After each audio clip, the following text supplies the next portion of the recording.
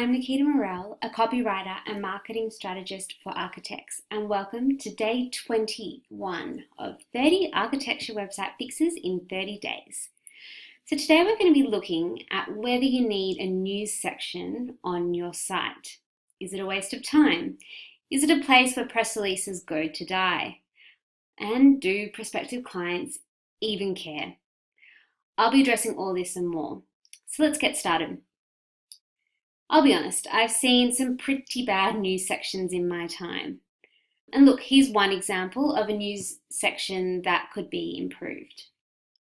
This is FJMT, who's an amazing award-winning firm.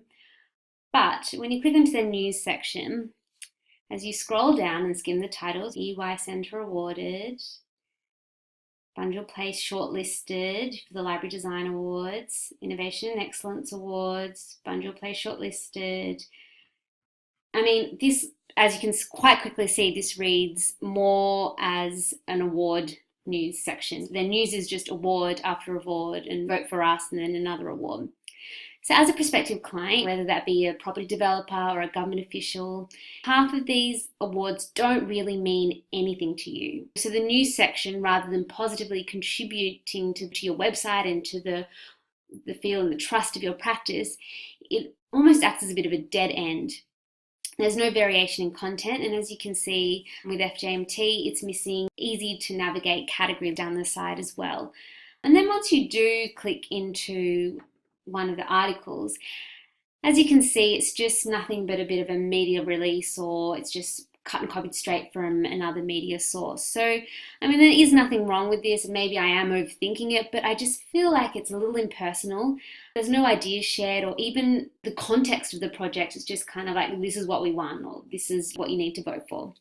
And here's another example, is 110 Studio. Now with these guys, they've been quite confident, and you scroll down and the first thing you see is news and then news again. But as you scroll down, you see this first news article was updated August 11, 2016. Yep, 3 years ago.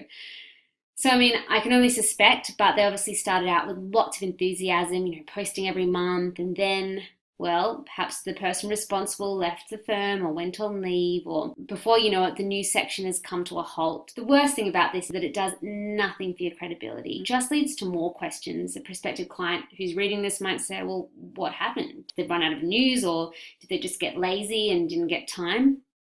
So I guess moving on, you need to get real. Prospective clients don't come to your site looking to read the news. Instead, they come to your site with a set of questions in their head. They're there to judge your services and make an assessment of whether it will meet their needs. So it's important to remember a news section that doesn't address their questions directly. It just probably sometimes even creates more questions. And so it's important that the rest of your site, your homepage, your about page, your bio, your service page, answers the questions that they're looking for. News stories on architecture practices, I mean, I find that they don't add that much value. The content's typically quite dry, and it focuses on telling the audience about how great a practice is. They announce an award or an update of a project, but you need to go back to our so what question. How does this news benefit a prospective client? And I'm not saying that that's all your news section is good for, is to attract clients, but this is something you do need to be thinking about. And I'm also definitely not saying that news sections should be removed. Instead, what I'm trying to say is that you need to spend time strategizing your content and delivering engaging stories that highlight the benefits of working with your practice. Because if you do that, I can assure you will start attracting and even converting better and more prospective clients. So you need to use your news section to add to your whole brand story. For example, there's nothing wrong with announcing awards, and if you do want to do that, announce it, but perhaps include a story about the project, a bit about the process that you went through, or even treat it like a bit of a case study, saying these are some of the challenges we came across, or here was our big idea and our design solution. So just go that extra step and give that prospective client just a bit of context as well. I now want to share with you a great example of a news section which just goes to show you can make it really positively contribute to your practice page. So here's Shepley Bulfinch, and this is their news page. And as you can see, beautifully designed, I think. But I want to say this thing. They do 3 things differently. Number 1, they focus on the user. So as you can see here, straight away, you're given some categories, which I love, by the way. It says what we're sharing behind the scenes, what we see, what we're up to, what we're thinking, and my favorite, Lookma. So they make it easy for the prospective client to find which area is of interest to them. There's no scrolling or trawling or getting bored and frustrated. They can just click and they're fun, and it's in line with that whole kind of friendly tone of voice that they've got going on as well. Now, number 2, this is another thing they do differently. They mix up the format of their news. So let's click into Lookma.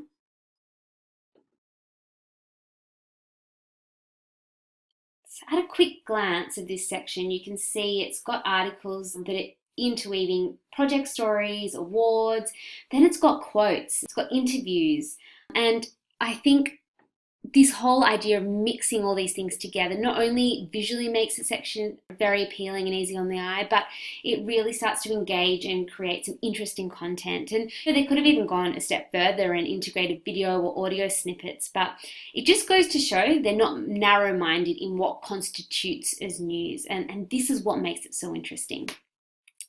The third reason what they do differently is they've made their content worth sharing. So for example, this is one of the articles in their behind the scenes page.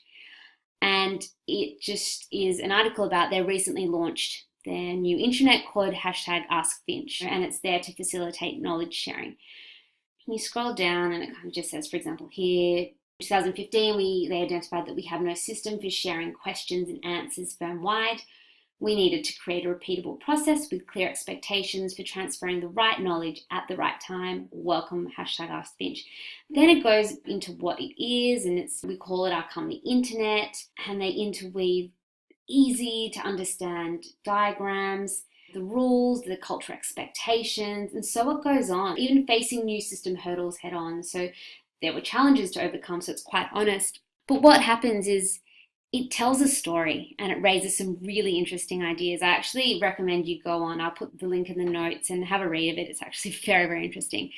What's best about it is written in really easy to understand language. There's no technical term. They've got quotes, measuring success. So they've got all their figures there. There's nothing that's been really missed. As a prospective client, if you were to stumble upon this, you would think, I mean, goodness, wow, if they're putting this much effort internally into their intranet, imagine what they can do for us as clients. What's even better is this post is crying to be shared out. So as you go down, the last thing really you see is share this post. Even if you're a prospective client, you're not in the architecture industry, this is the type of article that could be applied, this idea of the internet could be applied to firms and businesses outside of the architecture industry. So yeah, definitely have a look on their news page for inspiration. It's great. Let's be honest, architecture websites tend to be a bit of one-hit wonders. You have a look, the client might go on, they have a look once, and maybe they never return. But by creating an engaging, valuable news section, you're giving your prospective clients a reason to keep going back.